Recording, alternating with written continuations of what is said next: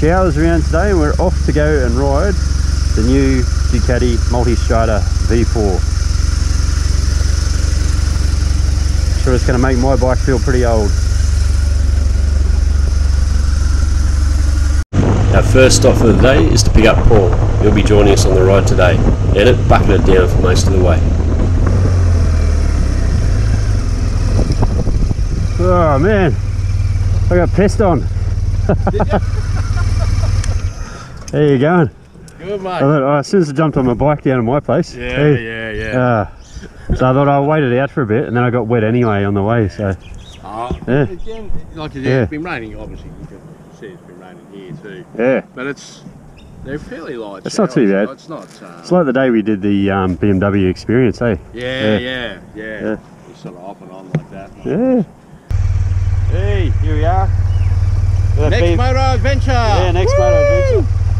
Beamer Brothers are riding again, but we're riding Ducatis today, hopefully. So yeah, new V4 Multistrada. See how we go. Yeah, we're being turncoats today. Yeah.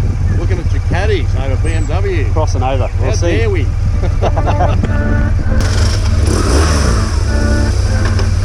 And today, our Ducati Multistrada V4 experience will be taking place in the hills behind Dayboro at a place called Ocean Views. So as you can see, it's going to be a wet ride for us today, but any day out on two wheels is a good day.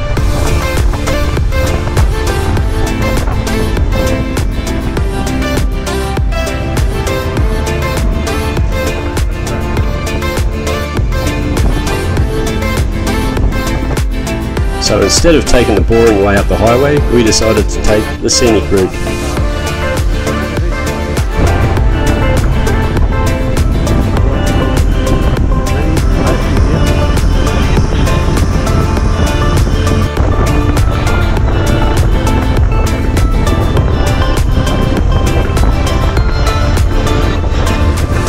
As it happened, when I wasn't paying attention, we missed the turn-off and we're headed in the wrong direction. The phone must have rerouted and it's still sending us straight ahead, the long way. My concentration and focus was mainly on these wet roads and not on the phone. It's pretty slippery and treacherous. Be careful on these freaking corners, end up on the other side of the road. So it was a quick about face and we've now found ourselves running 20 minutes late. And I'm worried that we might miss out altogether. Yeah, I reckon they will. I reckon they'll have cancellations. It'll be alright. I'm pretty confident. Keep thinking that way. They might feel sorry for us. Just tell them looking at getting into Ducatis up to BMWs. Really like to have a ride, you know. Pissing down rain over there too. Hopefully because of the weather there'll be more spots available. So we arrive at the Ocean View Estates where this event is being held. We're hoping that they take pity on a couple of BMW riders with their tails between their legs, are slightly soaked, but are utterly grateful to taste test one of Italy's finest machines. So here goes, fingers crossed. We'll park over here. Bloody hell. Get off. And as luck would have it, there were spots available. 4 people didn't turn up, which means Paul, who hadn't actually booked, gets a ride as well.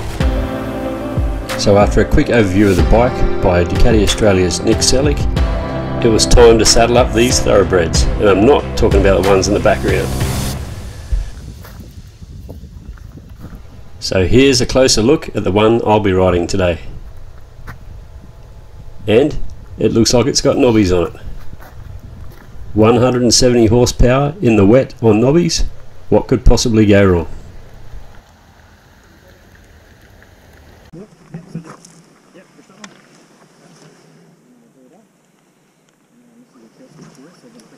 There you go, Paul. Got knobbies on mine. I'll take it easy again. Anyway. Yeah. Did you see the all the different modes? Everything. Bloody amazing. Yeah, we're connected. So. Oh, there we are. Yeah. That's our comm sorted. The electronics package on this bike is pretty comprehensive. I think I'm in pretty good hands. Alrighty. And as it says in the brochure, straight out of MotoGP. At 176 centimetres tall, the riding position for me is quite good, and I can get both feet flat on the ground. And I reckon the startup sequence on the TFT is just as good, if not better, than the BMW GS. The clarity of the screen is as good, but I think the functionality is actually better.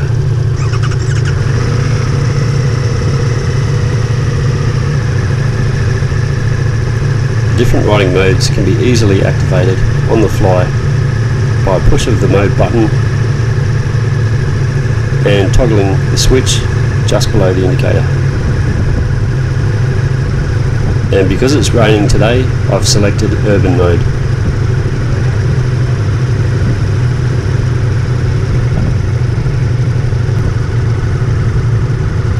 The GS isn't going to feel the same after this.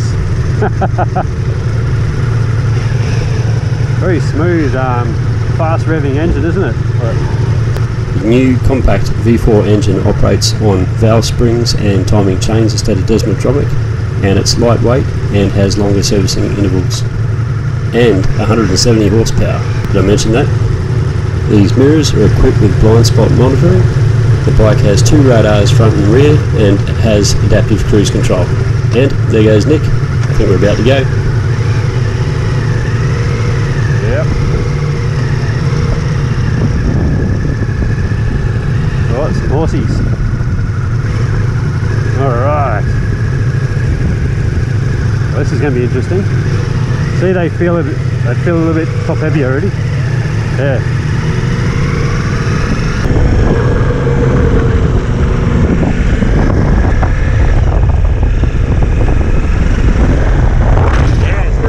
It actually feels good between your knees, eh? Like, yeah. The weight definitely feels a lot higher though than the Beamer. Like you notice straight away, it doesn't when you're moving it around a bit. Yeah. Did you notice? Did you see how to use the mode button and everything? The one just below the indicator there. Just so you don't think I'm crazy, I am actually talking to Paul on the intercom and not to myself. And apologies for the wind noise. I've got it in urban. It's got a quick shifter too, so...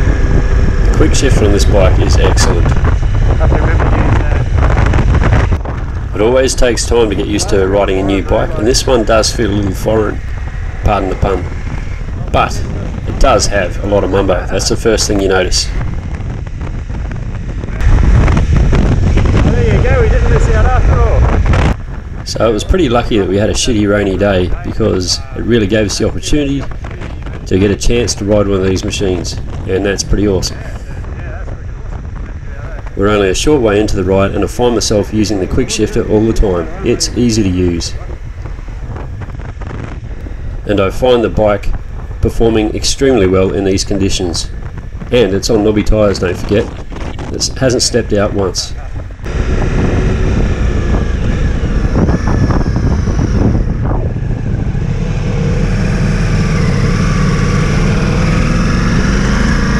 The reason the bike is behaving itself so well in these conditions is the fantastic electronics.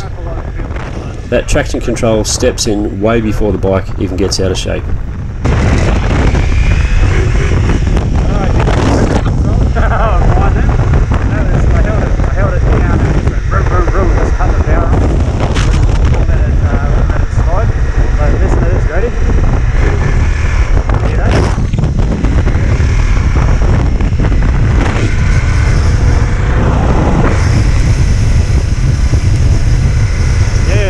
It's good actually. It actually feels really light. I reckon it makes it like this on the road. For such a big bike, it seems to hide its weight quite well, and it actually feels as light as my GS. And the electronics are so good that you almost forget that you're riding on knobbies.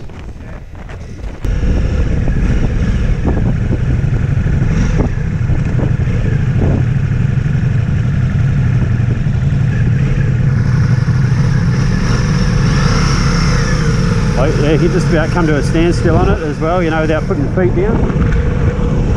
I have my blind spot monitoring just came on when you were behind me. So low speed stability on the bike is excellent as well. And as you can see, the blind spot monitoring does work. On this wet and gloomy day, this bike is absolutely eating it up. It's made for these conditions, and that's confidence inspiring.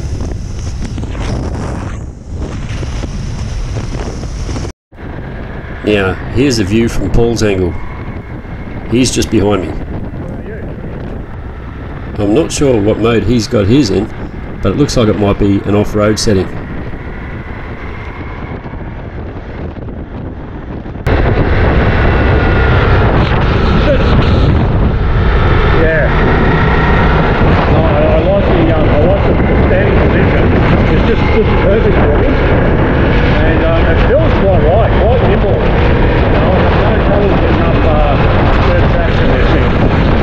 And as you might have already noticed, whenever you give the bike some bickies, you'll see a yellow light flash in the top of the TFT. The yellow up in the top corner. Like as you come out of here, just give it a bit of throttle. It's instantaneous and it's there to save your butt. Oh, this is pretty awesome, I love it.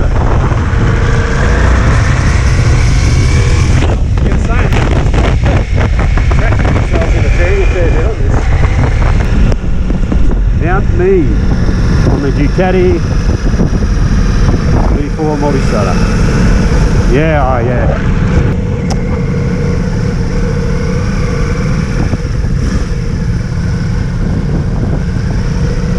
Loving it. So we're at that point of the ride in the Diagula State Forest where it's time to turn around and head back. And it's at this point that we notice how good the turning circle is on these bikes and how easy they are to ride at low speed. It actually feels quite a lot lighter to turn around, you know, doing U-turns. Did you notice that? Yeah. Actually, that was one thing they said on their test, or one of the tests, is it's got the best turning circle out of any of the bikes. Like it's when you go full lock on it. So going around that roundabout, I thought I would have struggled a little bit on the Beamer going around that roundabout then. But this thing just whipped straight around. The standing position on this bike is quite natural, and its low speed handling is excellent. Bit of water crossing. The bike gives you a lot of feedback and the TFT screen is easy to read while standing. Now there's Paul, a die-hard BMW fanatic, looking mighty comfortable on the Ducati. don't look too bad on a Ducati there. Yeah, see that mode button? Paul really loves his tech and this bike has got plenty of it. A little bit tricky today with the conditions to really deal with your boots. But as long as you're sort of comfortable with all those controls, which mode are you suggesting? I've had it in urban, so yeah, cool. Yeah, and look, the way we're riding. Yeah, I think it's better. Yeah, I can see the traction control coming in quite a bit on that. Yeah, there's a light coming. So yeah, it's doing its job. Cool. Feels good. Yeah. Low. Cruise control good work out? I haven't yet. No. Yep. Alright. As we get going, you'll notice on Paul's bike that his traction control setting is much less intrusive than I have selected on mine. Going? No. Yep. Oh.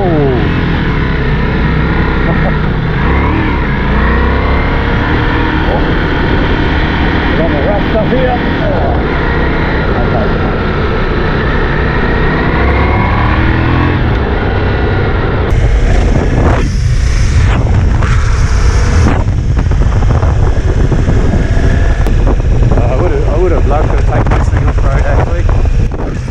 The more I ride this bike, the more comfortable I feel on it, and that added level of safety in these conditions make for a much more pleasant ride.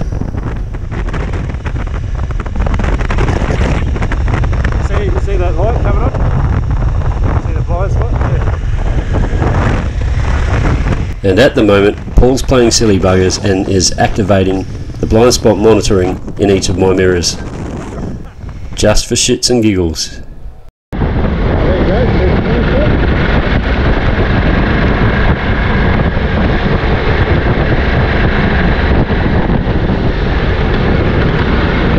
Oh, there's the other one. They work.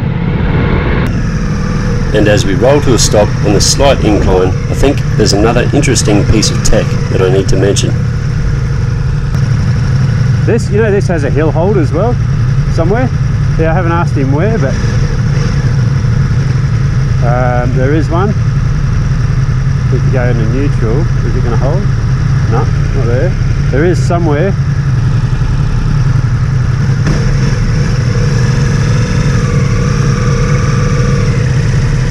Nick, where's the hill hold button on this? So you squeeze the front brake lever, Yep. squeeze it right in, Yep. right back to the bars. And then back to neutral? So there you go. Oh, now. yeah. So now it's got the hill hold, so you can release the brake now. Okay. It's holding on. So do you have to be in gear for that? Sorry? Do you have to be in gear for No, that? you don't have to. So now as you release the clutch, Yep. Oh, we got an it'll orange, sorry. gradually decrease pressure over a second or so. Oh, okay. Or to cancel it, you can do a double pump on the lever. Right. It'll release it. Oh, brilliant. Okay, Yeah. thank you. How do we do it? The brake lever, you hold it all the way back to the bars. See the H come on? Hill hold. Bloody brilliant, look at that. There's another good feature. And then to release it, you've got to do a double, basically a double hit of the brake lever. Yeah. Right. Oh, I see. Yeah. But just remember to hold the clutch in if you're in gear. Oh.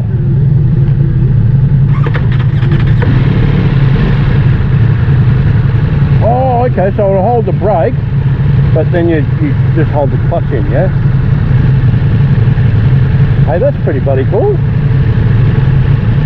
Yeah, I think it'll do it in, let's see if it does it in neutral.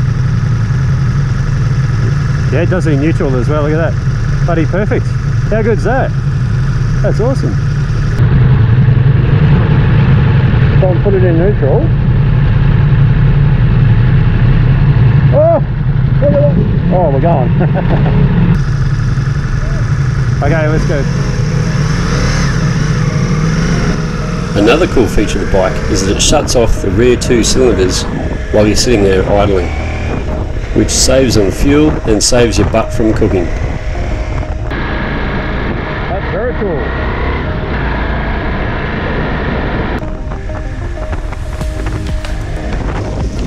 Another cool piece of tech on this bike, which is one of its main features, is the adaptive cruise control, and is found on the left-hand switch block. It'd be fantastic on long trips, and thanks to the front and rear radars, which is the first bike in the world to have that, it works as advertised. The high-speed handling of this bike is its strong point, with no noticeable dive under brakes, and that active suspension keeps the bike well balanced through corners, and that engine just punches you out of them.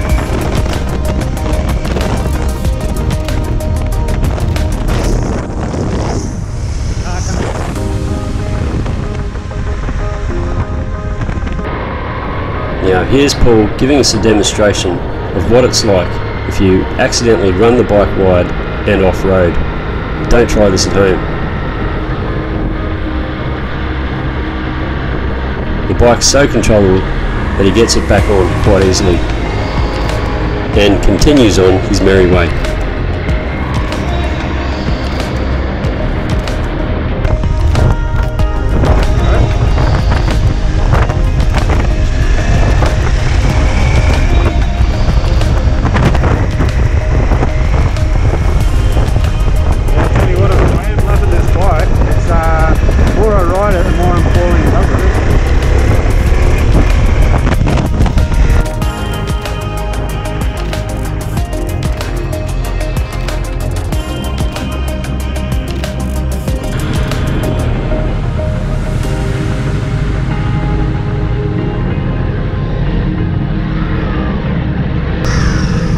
Clutch lets you out a fair way. That's just me asking, and the computer not just saying no, it's saying hell no.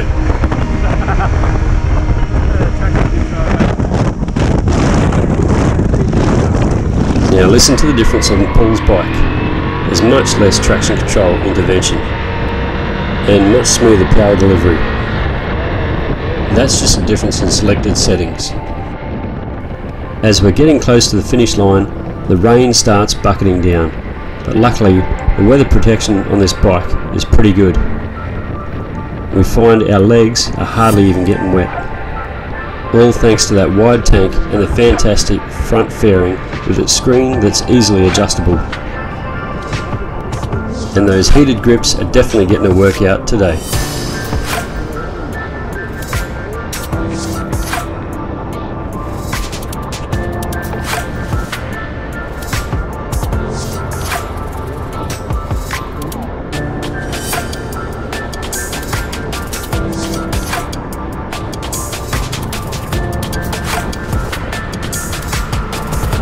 As we roll back in through the gates of Ocean View Estates, I sit back and I think about all the boxes that this bike has just ticked. It's like a Swiss Army knife on two wheels. Well, the Italian version. It simply does everything.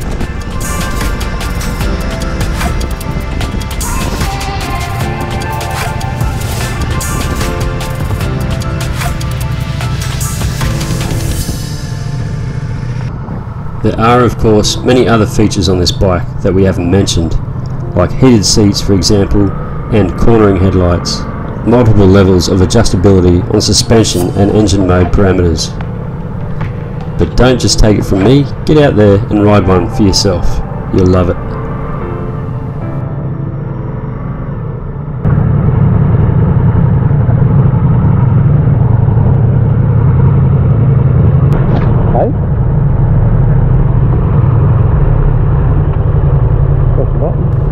Actually, there is one little last feature that Paul's about to show you. Just on the tank is a spot to put your phone with its own charging point. That's pretty handy. Bloody brilliant. Yeah. That was, yeah, even amazing with the knobbies on it, didn't step out. Yeah. That was good. Pretty wild weather. It is wild weather. I'm at the point where I've just really given up with the weather. I've cancelled 2 events. The first one in Queensland was cancelled. I've cancelled 2 in New South Wales, and I'm just like, Yeah. how'd you enjoy it? Yeah, it was great. Oh.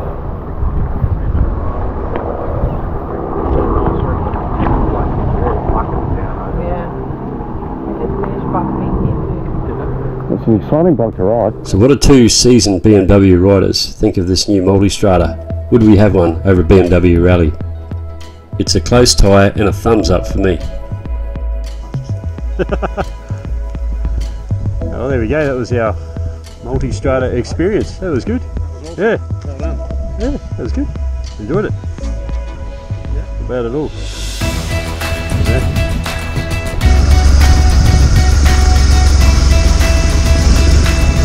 This is going to feel horrible now.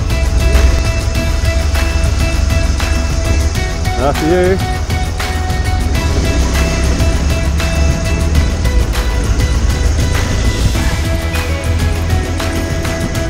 As we ride off, we give them a wave, and I'd like to thank Ducati Australia for the opportunity for the test ride on the new Multistrada V4.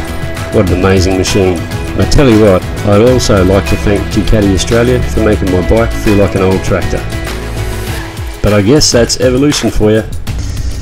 Well, that was it. That was the Ducati Multistrada experience. Done and dusted.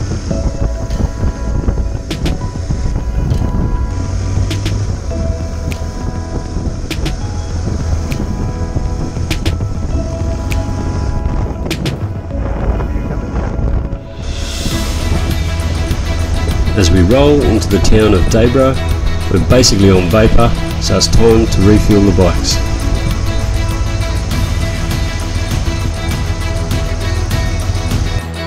Yeah, well, that was good.